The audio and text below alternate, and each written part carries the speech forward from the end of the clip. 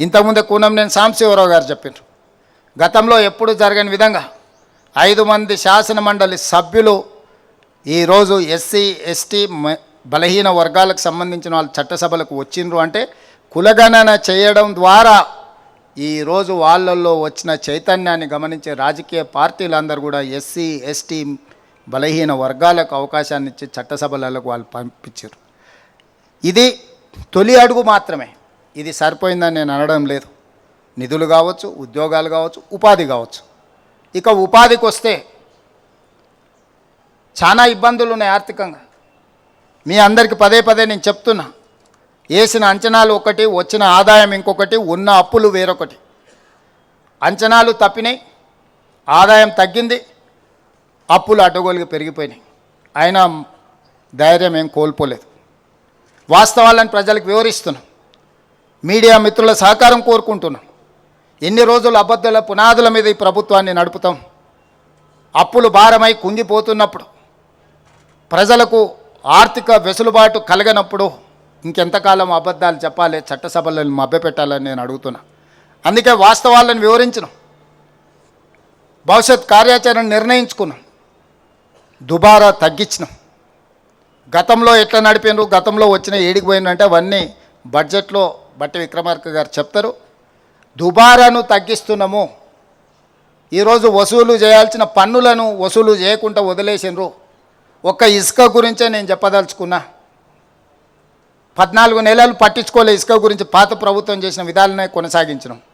అప్పుడు ప్రతిరోజు 1,25,00,000 నుంచి 1,50,00,000 ఆదాయం వచ్చేది ప్రతిరోజుకు.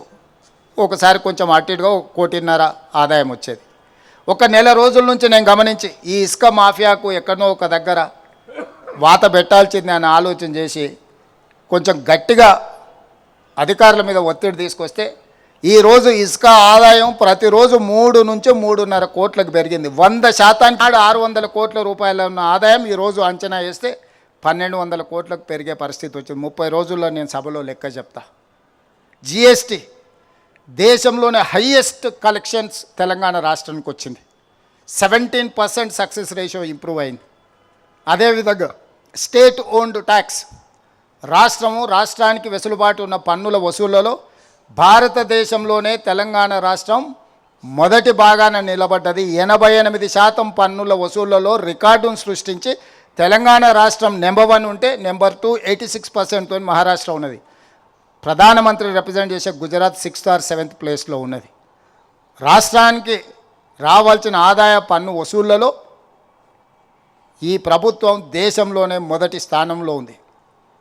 నిరుద్యోగ సమస్య 8.8 ఉంటే తెలంగాణ స్టేట్లో 6.1కి తగ్గించినాం. నిరుద్యోగ సమస్యను తగ్గించినాం. ఇన్ఫ్లేషన్ అంటే నిత్యావసర వస్తువుల ధరల నియంత్రణ. భారతదేశంలోనే ధరల నియంత్రణలో తెలంగాణ రాష్ట్రం ఉంది. 1.3 ఇన్ఫ్లేషన్తో Telangana number 1, average in Kerala 7.1.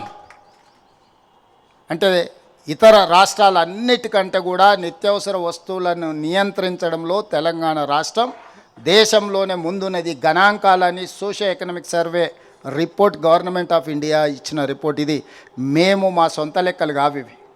కేంద్ర ప్రభుత్వం అధికారిక గణాంకాలను విడుదల చేసిన లెక్కలే నేను ఈ సందర్భంగా చెప్తున్నా. ఇంత చేసిన మా మీడియా మిత్రులు అంటారు, అన్న మీకు పట్టు వచ్చినట్టు లేదు పరిపాలన మీద అని. పట్టు అంటే ఏందని నేను వాళ్ళు అడుగుతున్నా. 2 మంత్రులను తీసి బయటపడేస్తానో 2 అధికారులను జైలుకు పంపిస్తానో పట్టు వచ్చినట్టు కాదు. ఉన్నోళ్ళందరినీ సమన్వయం చేసుకొని సమీకరించుకొని ఒక మంచి పరిపాలన అందిస్తేనే పట్టు వచ్చినట్టు. దానికి కొంత సమయం పడుతుంది. ఇరగొట్టడానికి ఎక్కువసేపు సమయం అక్కర్లేదు, కట్టడానికి చాలా సమయం పడుతుంది. అందరినీ కూడగట్టుకొని ఈ పరిపాలన ముందుకు తీసుకెళ్తున్నాము. అందులో భాగంగానే ఈరోజు మా శాసనసభ్యులు వస్తున్నారు. అన్న మేము ఎమ్మెల్యేలు అయినా కానీ మా ఎంబడి ఉన్న వాళ్ళకి ఏం చేయలేకపోతున్నాం, వాళ్ళకు ఉద్యోగం ఇవ్వలేకపోతున్నాం, ఉపాధి కల్పించలేకపోతున్నాం అని అన్ని రాజకీయ పార్టీలకు సంబంధించిన ప్రజాప్రతినిధులు వస్తున్నారు. అందుకే ఈరోజు 5 లక్షల మందిని మన చుట్టూతో ఉండి చదువుకున్న వాళ్ళు ఉండి చైతన్యం ఉండి అర్హత ఉన్న వాళ్లకు 50,000 నుంచి 4 లక్షల వరకు స్వయం ఉపాధి పథకం కింద నిధులు మంజూరు చేయించడానికి, అర్హత కలిగిన వాళ్ళకి మంజూరు చేయించడానికి ఈరోజు 6,000 కోట్ల రూపాయలు మీ చేతుల్లో రాబోయే 2 నెలల్లో పెడుతున్నాము. జూన్ 2 నాడు 5 లక్షల మంది లబ్ధిదారులను మనం ప్రకటించబోతున్నాము.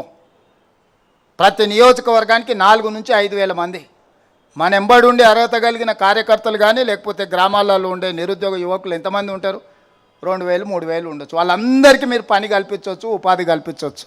శంకర్ కొంచెం ఎక్కువ ఉండొచ్చు, కొంచెం ఎక్కువ అడిగేటట్టున్నాడు, పర్వాలేదు. నేను ఎందుకు చెప్తున్నా అంటే, ఎప్పుడైనా వడ్డించేవాడు మనవాడు ఉన్నా, లేకపోతే వడ్డించాలనుకున్నాడు మనకు తెలిసినవాడు ఉంటే మొదట వానికే వడ్డిస్తాం. కాకపోతే ఆ వడ్డించేటప్పుడు వాడికి అర్హత ఉందా లేదా చూడాల్సిన బాధ్యత మన ఎమ్మెల్యేలేదు, ఎమ్మెల్సీ లేదని నేను చెప్తున్నా.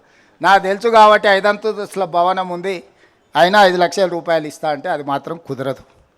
గతంలో అట్లా చేసిన వాళ్ళు ఎక్కడున్నారో మీరు చూసిరు. ఇప్పుడు మాత్రం అట్లా కుదరదని చెప్పి ఈ వేదిక మీద నుంచి మా సహచార మంత్రివర్గ సభ్యులకు, మా మిత్రులకు చెప్తున్నా. నిజమైన నిరుద్యోగ యువకులకి ఇది అందాలి.